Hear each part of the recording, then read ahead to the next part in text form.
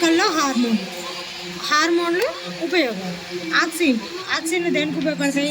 కణం పెరుగుదలకు మరియు కాండం పెరుగుదలకు, వేరు విభేదనం చెందడానికి ఆక్సిన్లు ఉపయోగపడతాయి. నెక్స్ట్ సైటోకైనిన్లు. ఈ సైటోకైనిన్లు ఏం చేస్తాయి? కణ విభజనను ప్రేరేపిస్తాయి. కణ విభజన చెంది పెరగడానికి ప్రేరేపిస్తుంది. నెక్స్ట్ పార్శ్వకోరకాల పెరుగుదలను ప్రేరేపిస్తుంది. నెక్స్ట్ ఆకులు రాలకుండా చేయడం, పత్రరంధ్రాలు తెరుచుకునే విధంగా చేస్తుంది. ఇవన్నీ సైటోకైనిన్ల యొక్క హార్మోన్ వల్ల జరుగుతుంది. నెక్స్ట్ జిబ్బరెలిన్. ఈ విత్తనాల అంకురోత్పత్తి అంటే విత్తనాలు మొలకెత్తడానికి తోడ్పడుతుంది. నెక్స్ట్ పోరకాలు మొలకెత్తడం, అదేవిధంగా కాండం పొడవు పెరగడము, పొడవు కావడానికి, పుష్పించడాన్ని ప్రేరేపిస్తుంది. మొక్కల్లో పుష్పించడాన్ని ప్రేరేపించేది ఏంటంటే జిబ్బరెలిన్. అదే విత్తనాలు లేని ఫలాల అభివృద్ధి కోసం పోరకాలు మరియు విత్తనాల్లో సుప్తావస్థను తొలగిస్తుంది. సుప్తావస్థ అంటే కొంతకాలం వాటిని మొలకెత్తకుండా నిల్వ ఉంచుకోవడం అన్నమాట.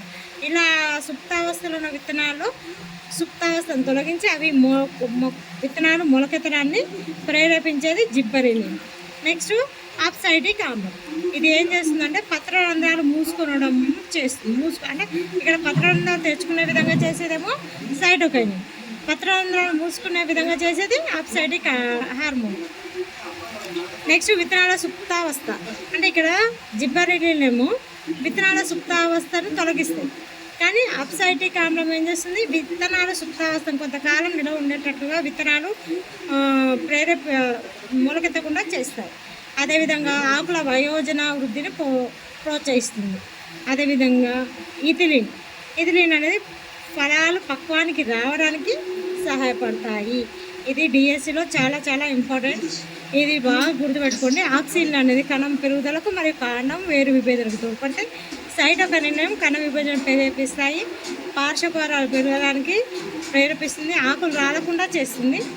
విత్తనాలు లేని ఫలాల అభివృద్ధి కోసం కూరగాయలు మరియు విత్తనాలు సుప్తావస్థను తొలగించేది జిబ్బరెలిన్. నెక్స్ట్ ఆప్సైటిక్ ఆమ్లం అనేది పత్రరంధ్రాలు తెరుచుకోవడము, విత్తనాల సుప్తావస్థలో ఉండేటట్టు చేయడం, ఆకుల వయోవృద్ధిని ప్రోత్సహించడం. ఇథిలిన్ ఇది ఫలాలు పక్వానికి రావడానికి తోడ్పడుతుంది. ఓకే, ఇది మొక్కలలో హార్మోన్లు, వాటి యొక్క ఉపయోగాలు.